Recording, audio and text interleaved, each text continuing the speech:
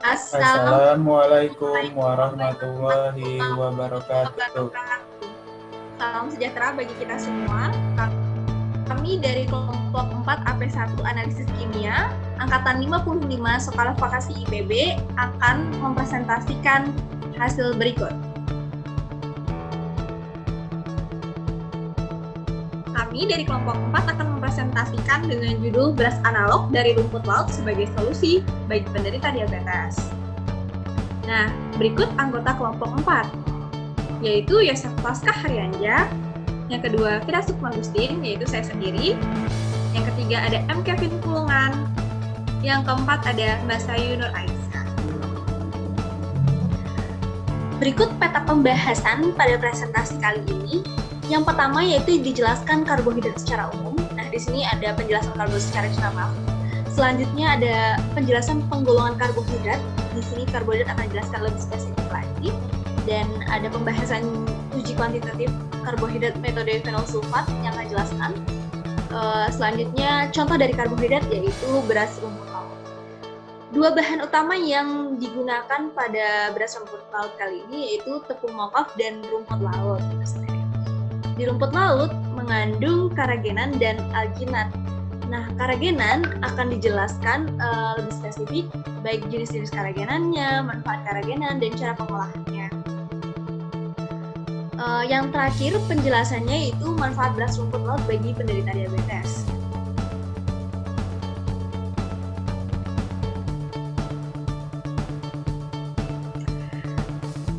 Nah, yang pertama itu penjelasan karbohidrat secara umum. Jadi karbohidrat itu adalah sumber gizi gitu, sumber energi utama di dalam tubuh kita. Ya. Di mana bisa kita temui karbohidrat itu di beras, ya, di beras ya. Terus ada di roti, biasa kita mengkonsumsi roti itu mengandung karbohidrat ya. Terus ada nasi, ada mie, dan juga singkong, jagung itu kan mengandung karbohidrat. Nah, di sini saya akan menjelaskan penggolongan karbohidrat. Apa itu karbohidrat secara kimianya ya? Di sini karbohidrat itu senyawa yang tersusun atas karbon, oksigen, dan hidrogen. Nah, di sini ada kompleks karbohidrat berbeda ya. Ini penampakan gula sederhana, teman-teman. Kalau kompleks karbohidrat itu gabungan dari gula sederhana, rantainya begitu panjang, dan kadang hingga ribuan unit glukosa. Biasanya kita temui di minuman, limun, mungkin ada di bubur, terus ada di roti. Nah, ini ada dia monosakarida. Monosakarida itu gula sederhana yang tidak dapat terhidrolisis, jadi satuan unit gula. Kalau bicara tentang disakarida, itu gabungan dari dua monosakarida atau dimer-dimer monosakarida. Ada juga yang menyebutnya oligosakarida, yaitu gabungan minimal dua monosakarida hingga lebih. Sedangkan polisakarida ini tersusun ratusan hingga ribuan unit dari si monosakarida. Jadi sangat panjang rantainya. Glukosa ini sangat penting di dalam tubuh kita karena menjadi salah satu sumber utama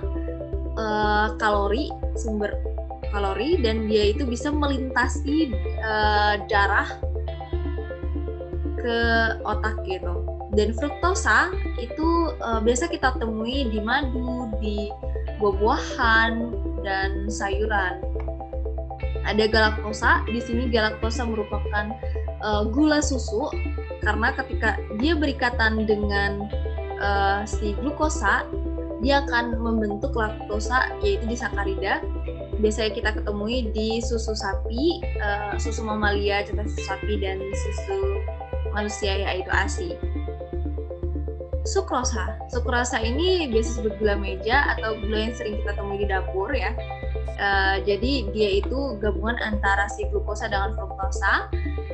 Biasa kita temui di sayuran juga ada, di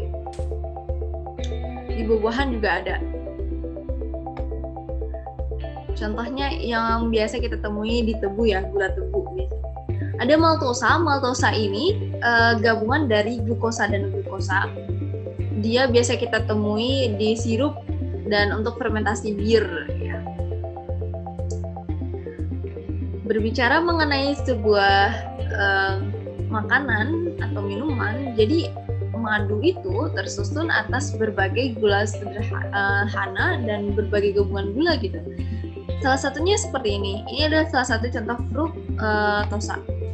Jadi terkandung sekitar 50% fruktosa, ada 44% si glukosa, ada 4% si galaktosa, dan 2% ini maltosa. Berbeda dengan di sampingnya yaitu sirup. Sirup itu ada mengandung kurang dari 1% fruktosa. Jadi penyusunnya berbeda-beda gitu. Nah, kita kembali lagi ke karbohidrat. Kalau oligosakarida, contohnya galakto-oligosakarida bisa ditemui di kedelai ya. Nah, ini bisa terlihat gabungan dari dimer-dimer itu, oligosakarida, dan polisakarida biasanya tersusun ratusan hingga ribuan unit monosakarida. Biasanya dia banyak cabang, dan ada juga yang berantai lurus gitu. Seperti pati, ditemui di pati ya polisakarida ini. Nah, nanti dia akan dicerna oleh enzim. Nah, polisakarida ini bisa ditemui di nasi gitu, ada di kentang, ada di tepung juga ya. Dan kadang dia tidak manis gitu. Nah, ada juga dietary fiber. Dietary fiber ini apa? Dia merupakan serat yang sangat dibutuhkan dalam tubuh. Contohnya itu kayak karaginan atau rumput laut ya. Rumput laut itu mengandung serat yang tinggi terhadap tubuh kita. Lalu kita akan membahas mengenai ikatan glikosidik. Jadi monosakarida itu terhubung oleh ikatan glikosidik di mana OH-OH-nya ini, si OH, nah nanti si airnya itu akan hilang. Gitu. Pada maltosa terjadi ikatan alfa 1,4 glikosidik. Nah, alfa menunjukkan bahwa dia ke bawah ya ikatannya. Lalu ada laktosa, yaitu beta 1,4 glikosidik. Jadi kalau laktosa itu adanya ikatan glikosidiknya yaitu beta 1,4, jadi satu di karbonnya si galaktosa dan 4-nya di glukosa gitu. Beta 1,4. Dan ada juga ikatan dari sukrosa yang tadi kita sebut bulat tebu, di mana ikatan yang terjadi itu ikatan alfa 1,2 ikatan glikosidiknya. Nah, satu dari si glukosa dan 2-nya dari fruktosa gitu.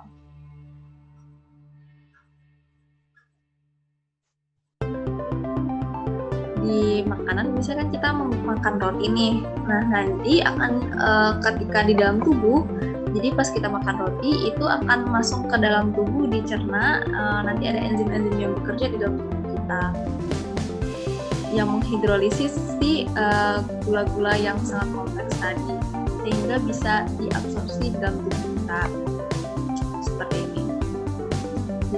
Jadi mudah diabsorpsi dalam tubuh kita ya. Juga amilase, jadi ada enzim-enzim yang bekerja di dalam tubuh kita seperti yang saya bilang tadi, ada enzim amilase, ada laktase, sukrase, dan maltase buat jadi menghidrolisis gula yang sangat kompleks tadi, sehingga gula tersebut bisa masuk ke dalam darah kita gitu, melintasi darah kita. Nanti sari-sari dalam darah akan membawa sari-sari makanan tersebut. Jadi ketika si kadar glukosa meningkat setelah makan, maka pankreas akan melepaskan hormon gitu, melepaskan hormon insulin dan membantu memindahkan glukosa ke dalam sel dan masuk ke hati. Nah, nanti akan lebih lanjut di proses dalam hati akan terjadi glikogenesis. Nah, gitu untuk menghasilkan energi. Nah, hormon insulin ini juga mampu mensintesis lemak ya dan protein. Nah, di hati ya seperti saya bilang tadi, contohnya ini galaktosa dengan bantuan enzim dia akan terjadi flip atau perpindahan OH-OH jadi seperti glukosa ya. Dan fruktosa sendiri akan terhidrolisis dengan adanya enzim menjadi yang awalnya 6 karbon menjadi 2 molekul dengan terdiri atas 3 karbon. Nah, nanti akan dilanjutkan dengan glikolisis untuk menghasilkan energi tadi. Nah, akan ada citric acid cycle dan oxidative population, itu prosesnya. Nah, gula sederhana di madu dan contoh juga di kentang mengandung pati ya. Jadi gula sederhana itu sangat mudah untuk diserap di dalam tubuh kita. Jadi paling cepat diabsorpsi di dalam kita, sedangkan di sakarida butuh waktu gitu ya. Apalagi mengenai pati sangat membutuhkan waktu yang lama untuk diproses dalam tubuh kita. Jadi dia tidak bisa secepat mungkin. Jadi ada proses waktu untuk mencerna. Gitu. Selanjutnya saya Yosef Askarinja akan menjelaskan bagaimana metode analisis karbohidrat secara total dengan kuantitatif. Kami mengambil metode ini dari buku Food Analysis Laboratory dengan nama metode phenol sulfat. Apa sih metode phenol sulfat itu? Metode phenol sulfat merupakan metode kolorimetri yang sederhana dan cepat untuk menentukan total karbohidrat di dalam sampel. Metode ini bisa mendeteksi hampir semua kelas karbohidrat termasuk mono, di, oligo, bahkan polisakarida pun bisa dideteksi dengan metode phenol sulfat. Prinsip yang bekerja pada metode phenol sulfat ini di mana semua kelas karbohidrat dari sederhana, oligosakarida, polisakarida dan turunannya bisa bereaksi dengan adanya asam kuat, yaitu asam sulfat pekat dan panas untuk menghasilkan turunan furan yang mengembun dengan fenol membentuk senyawa warna kuning emas stabil. Selanjutnya kita masuk ke dalam topik pembahasan dari tema ini, yaitu adalah beras analog dari rumput laut. Apa sih beras analog itu? Mungkin teman-teman semua belum pernah mendengar apa itu beras analog. Beras analog ini merupakan beras tiruan, di mana beras ini terbuat dari bahan-bahan seperti umbi-umbian, serelian yang berbentuk maupun komposisi gizinya itu hampir sama dengan beras pada umumnya. Penelitian mengenai pembuatan beras analog yang terbuat dari tepung lokal seperti tepung ubi, tepung singkong, tepung sorghum maupun sagu telah banyak dilakukan. Namun, formulasi untuk pembuatan beras analog ini dengan penambahan tepung rumput laut masih sedikit yang melakukannya. Nah, maka dari sini kami ingin mengambil tema ini untuk digali lebih dalam lagi. Nah, mengapa beras analog dari rumput ini bisa menjadi pengganti beras pada umumnya? Mari kita lihat dari sisi sifat fungsionalnya. Beras analog ini memiliki sifat fungsional yang khusus, di mana prospeknya yang sangat baik. Seperti beras analog ini kaya serat dan dapat bermanfaat untuk mengurangi kolesterol, menjaga obesitas dan bisa dikonsumsi oleh penderita obesitas yang harus mengkonsumsi karbohidrat rendah kalori. Nah, untuk rumput laut yang dipakai ini adalah rumput dari kelas Rhodophyceae. Selanjutnya kita akan membahas tepung mokaf. Tepung mokaf ini yang akan menjadi bahan baku dari pembuatan beras analog. Tepung mokaf ini merupakan kebalikan dari modified cassava flavor atau modifikasi tepung singkong, di mana prinsip modifikasi ini dilakukan pada sel singkong secara fermentasi. Kata modifikasi ini merupakan sebagai perubahan struktur molekul yang telah dilakukan dengan beberapa metode. Contohnya seperti metode enzimatik, metode secara fisik maupun secara kimia. Mokaf ini merupakan salah satu bahan pangan lokal dari singkong yang kaya karbohidrat yang bisa dijadikan bahan pangan alternatif untuk pengganti beras lainnya. Tepung mokaf ini sebagai bahan baku pembuatan beras analog karena banyak digunakan karena banyak banyak mengandung senyawa-senyawa yang diperlukan oleh tubuh seperti protein, lemak, karbohidrat, dan serat pangan. Namun kandungan serat pangan yang rendah pada tepung bekas ini menjadi masalah, sehingga kami ingin menambahkan tepung rumput laut ke dalam pembuatan beras analog. Kenapa harus memakai tepung rumput laut? Karena menurut penelitian bahwa tepung rumput laut ini memiliki banyak sekali kandungan seratnya. Dari penelitian dari Astawan pada tahun 2004 bahwa tepung rumput laut dari jenis E-cotoni mengandung serat pangan total sampai 91,3% dengan berat keringnya.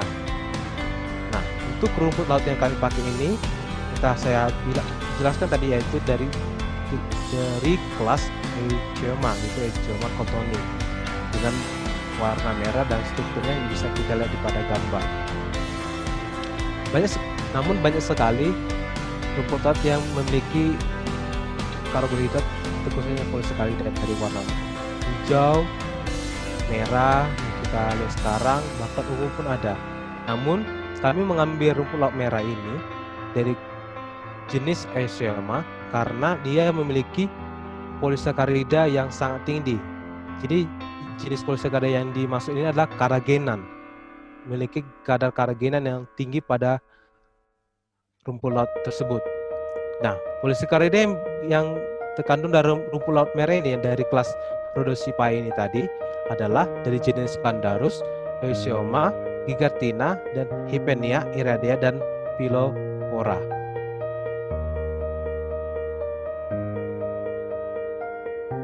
Baiklah, selanjutnya akan dilanjutkan oleh saya, Kevin Pulungan, yang akan melanjutkan pembahasan tentang polisakarida pada tumbuhan rumput laut. Polisakarida yang terkandung dalam rumput laut merah yaitu karaginan. Karaginan mengandung minimal 18% sulfat, sedangkan agar-agar hanya mengandung sulfat 3,4%. Karaginan merupakan polisakarida yang linear dan lurus, dan merupakan molekul galaktan dengan unit-unit utamanya adalah galaktosa, sehingga komposisi utama dalam karaginan adalah kandungan karbohidratnya. Selanjutnya, polisakarida yang terkandung dalam rumput laut adalah alginat. Alginat adalah polisakarida alam yang umumnya terdapat pada dinding sel dalam semua spesies alga coklat. Alginat merupakan polimer linear yang mengandung lebih dari 700 residu asam uronat, yaitu beta D asam manuronat dan alfa L asam galuronat. Dengan ikatan 1,4, rantai alginat yang mengandung residu asam manuronat disebut blok M. Rantai alginat yang mengandung residu asam gluronat disebut blok G. Dan rantai alginat yang mengandung residu asam manuronat serta asam gluronat disebut blok Mg. Asam uronik merupakan penyusun utama dari struktur dasar alginat yang dipatenkan. Struktur dasar dari monomer alginat adalah cincin tetrahidropran dan dapat membentuk dua konfigurasi, yaitu C1 dan 1C. Beta D manuronat di alam terdapat dalam konfigurasi C1. Pada konfigurasi ini, gugus-gugus akan berada pada posisi ekuatorial sehingga lebih stabil. Apabila dia berada pada gugus 1C, maka interaksi dari COH akan kaku. Untuk alasan yang sama, alfa L-gluronat terdapat dalam konfigurasi 1C dibandingkan C1. Polimer alginat terdiri dari 3 jenis, yaitu blok M, blok G, dan polimer Mg. Polimer M dibentuk dari struktur ekuatorial gugus C1 dan C4 yang membentuk polimer lurus, sedangkan polimer G dibentuk dari struktur aksial. Perbedaan struktur polimer ini menyebabkan polimer G lebih banyak digunakan untuk proses pembentukan gel alginat dengan penambahan ion Ca2. Ion tersebut akan menggantikan H+, pada gugus karboksilat dan membentuk jembatan ion penghubung antara polimer G yang satu dan yang lainnya. Berikut merupakan jenis dari karagenan tipe kappa, iota, dan lambda.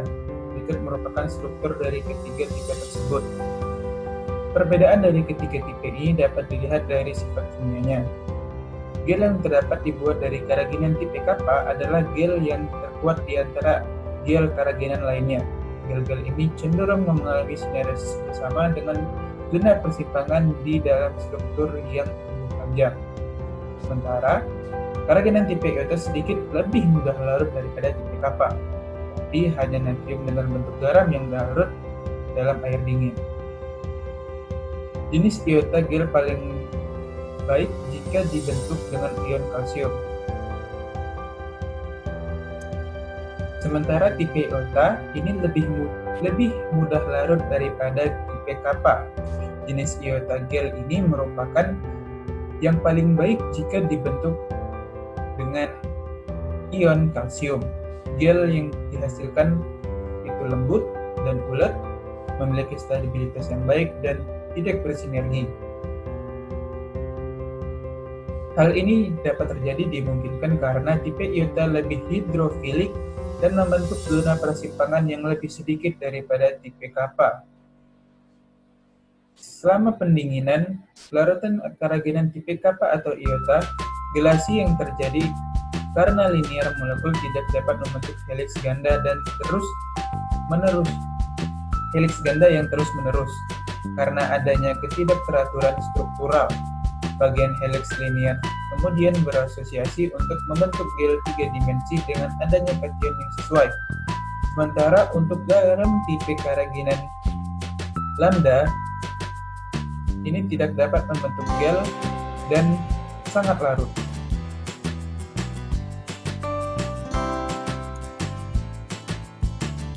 Nah, apabila dilihat dari strukturnya, kappa karagenan tersusun dari 1,3 D-glugalaktosa, 4 sulfat dan 1,4,3,6 anhidro D-galaktosa, di mana iota karagenan tersusun dari struktur yang sama dengan adanya 4 sulfat ester pada setiap residu D-galaktosa dan gugusan 2 ester sulfat pada setiap gugusan 3,6 anhidro D-galaktosa.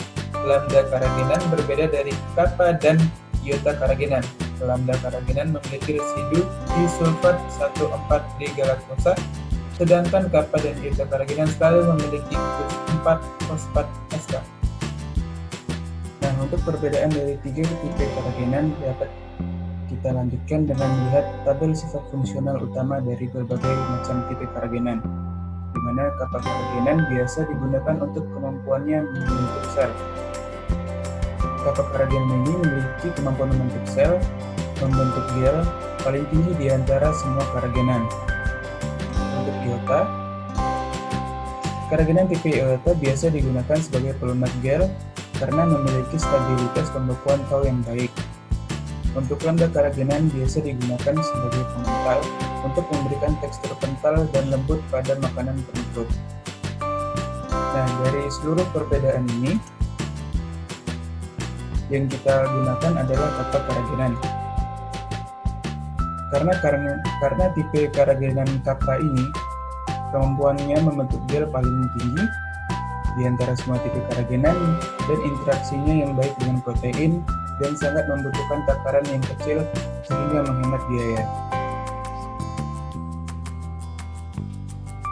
Selanjutnya, apabila kita ingin menentukan tipe karagenan pada sebuah sampel, dapat dilakukan analisis kualitatif karagenan dengan metode FTIR, di mana pada metode ini dibagi menjadi 3 bagian, yaitu ekstraksi, penghalusan, dan analisis FTIR. Prinsip dari analisis ini yaitu penentuan jenis karagenan berdasarkan ikatan yang terbentuk, ikatan yang tidak terbentuk, dan puncak tertentu yang sesuai dengan serapan elemen strukturnya. Metode pertama adalah ekstraksi, di mana sampel direaksikan dengan CTAD atau cetyl trimethyl ammonium bromide Zat-zat dipisahkan berdasarkan perbedaan kelarutannya setelah direaksikan dengan titik AB. Setelah itu, endapan yang telah didapatkan dikeringkan menggunakan oven pada suhu 60 derajat selama 72 jam. Sampel ekstrak yang telah didapat kemudian dihaluskan menggunakan Dutch mixer mill MM2 selama 15 menit dan dikeringkan kembali menggunakan oven pada suhu 60 derajat selama 72 jam. Kemudian, ekstrak yang telah kering dimasukkan ke alat FTIR di mana ekstrak sebanyak 35 mg dicampur dengan 350 mg KDR grade dan campuran ini diaduk dan dihaluskan dengan mortar dan alu dan dimasukkan kepada cangkir sampel dengan memiliki diameter 13 mm dan kedalaman 2 mm. Cangkir kemudian dimasukkan ke alat bantu deteksi, di mana alat bantu deteksi ini berupa Barnes Spectratex Collector Diffuse Reflectance Accessory atau DRIF. Kemudian diukur dengan FTIR dengan resolusi 2 cm. Hasil yang didapatkan dari pembacaan FTIR dapat berupa spektrum dari sampel keragenan. Dari spektrum ini dapat diidentifikasi jumlah struktur yang terdapat pada keragenan, di mana pada setiap keragenan akan memiliki jumlah struktur yang berbeda bergantung pada tipe keragenannya. Dari spektrum inilah kita dapat tahu apabila keragenan merupakan tipe kappa, ioda, atau lambda. Nah, baiklah, di sini saya akan menjelaskan bagaimana cara ekstraksi karagena air tersebut. Secara kimia, pada proses alkalisasi tikus hidroksi dari KOH meresap ke sampel dan menghilangkan sifat fluid dalam karagenan melalui reaksi desulfurisasi pada posisi 6 unit galaktosa dari karagenan. Untuk menciptakan perulangan 3,6 anhidrodegalaktosa, sementara anion yaitu K+, mampu menetralkan muatan dari kelompok sulfat yang dihilangkan dengan menggabungkan bersama membentuk kalium sulfat. Berikut videonya.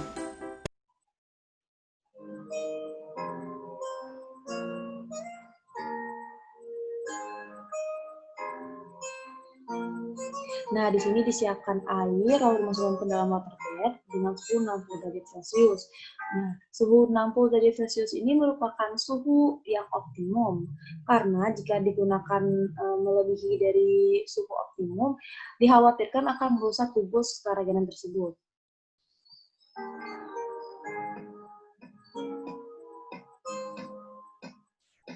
Sampel ditimbang sebanyak 15 gram. Sampel tersebut sebelumnya telah dicuci dan dikeringkan.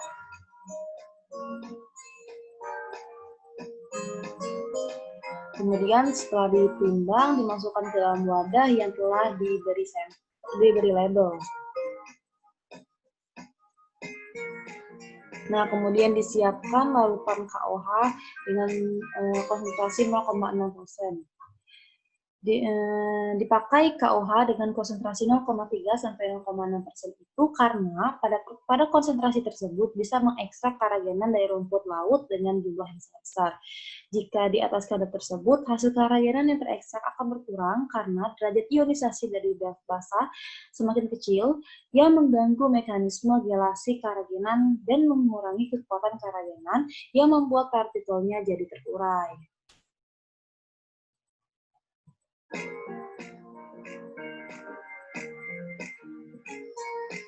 Lalu ditutup dengan aluminium foil.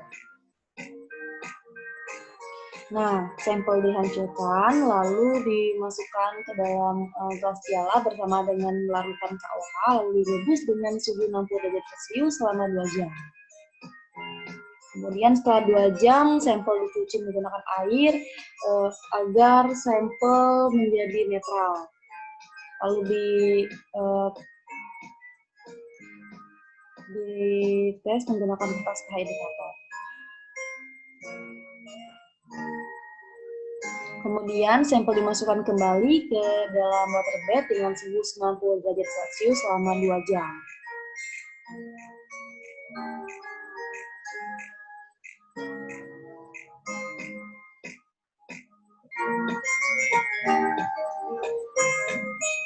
Nah, setelah 2 jam, sampel dikeluarkan, lalu disaring dan dipres menggunakan alat pres, sehingga menghasilkan filtrat dari rumput laut tersebut.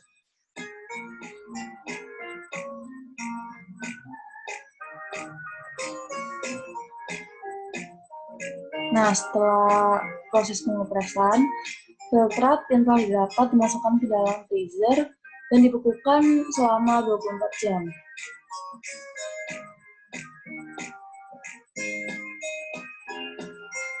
Nah, setelah membeku, filtrat dan air dipisahkan.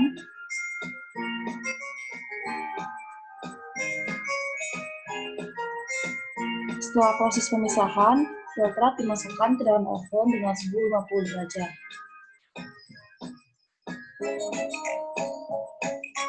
Lalu selanjutnya yaitu dimasukkan propanol. Propanol ini berfungsi sebagai pengembang.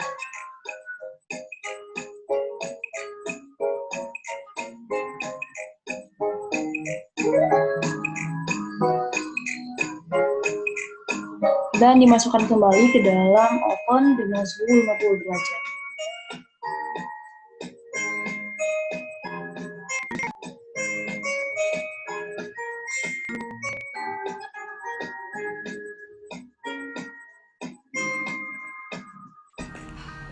Setelah proses pengovenan, sampel dikeluarkan, lalu didapati sampel kering. Kemudian sampel dimasukkan ke dalam neraca analitik untuk ditimbang.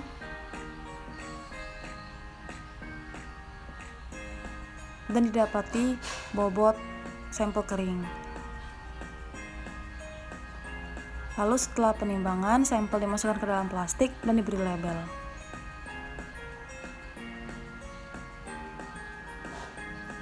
Berikut penampilannya. Selanjutnya yaitu video pembuatan beras rumput laut.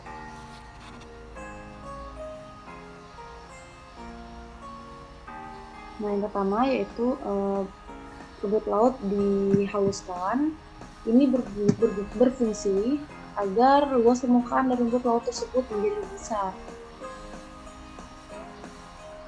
Nah, selanjutnya yaitu ditambahkan tepung mokaf. Tepung mokaf ini berguna karena tepung mokaf mengandung karbohidrat yang cukup tinggi, yaitu 87,02% dan mengandung serat yang cukup rendah. Karena inilah beras rumput laut sangat cocok bagi penderita diabetes.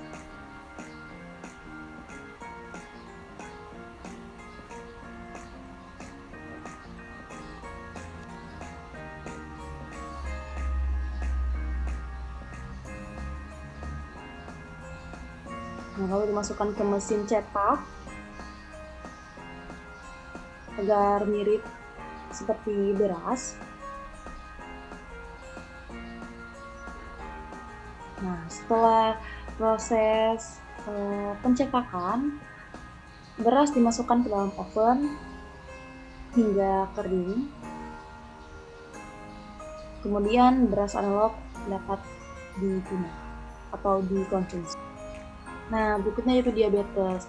Diabetes ini merupakan penyakit di mana kandungan glukosa darah itu melebihi batas normal.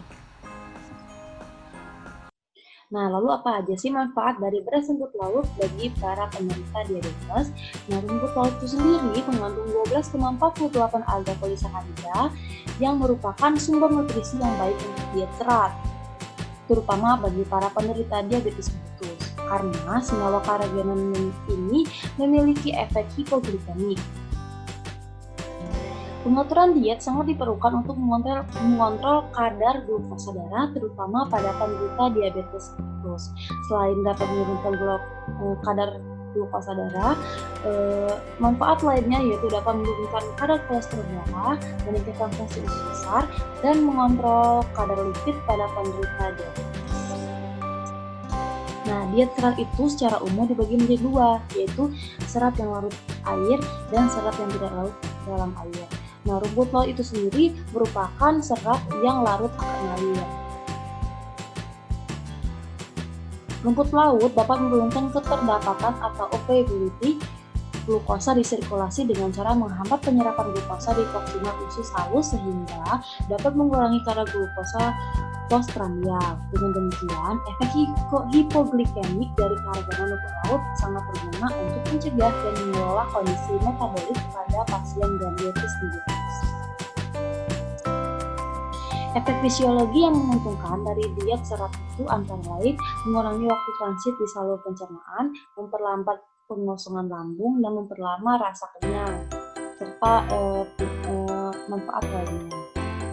Karena itulah, beras rumput laut sangat cocok bagi penderita diabetes.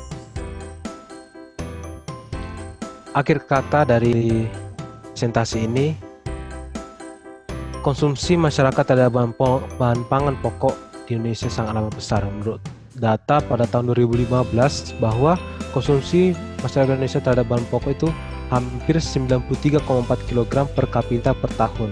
Karena konsumsi masyarakat Indonesia yang sangat banyak ini terhadap bahan pangan pokok, maka dibuatlah beras analog sebagai pengganti beras dari padi. Beras analog ini sudah banyak diteliti oleh para peneliti, bahkan sudah masuk ke dalam penelitian BPPT.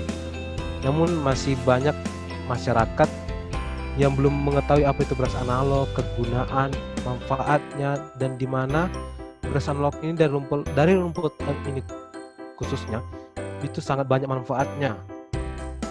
Itulah karena kurangnya sosialisasi dan masih ketergantungan dengan beras dari padi merupakan faktor dari sedikitnya konsumsi beras analog di masyarakat. Begitu juga pemasukan dan produksi dari beras analog yang masih terbatas, dan satu lagi biaya produksi, bahkan biaya penjualannya lebih mahal dari beras biasanya. Bahkan katanya bisa mencapai 20.000 per kilogram. Itu yang membuat masyarakat enggan untuk membeli. Sehingga mudah-mudahan untuk kedepannya 10-25 tahun ke depan, produksi dari beras analog dan rumput laut ini bisa lebih meningkat dan bisa sosialisasikan ke seluruh masyarakat Indonesia, sehingga konsumsi masyarakat akan beras analog bisa meningkat untuk menciptakan masyarakat Indonesia yang sehat dan kasus diabetes di Indonesia bisa menurun. Terakhir adalah daftar pustaka atau sitasi yang kami gunakan dalam pelengkap untuk presentasi kami kali ini.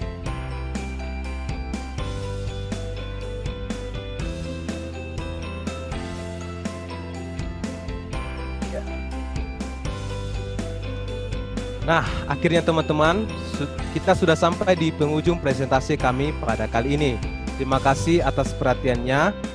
Semoga ilmu yang telah kami sampaikan dan presentasi yang telah kami sampaikan menjadi ilmu yang bermanfaat bagi kita semua. Kami mengucapkan terima kasih atas perhatiannya.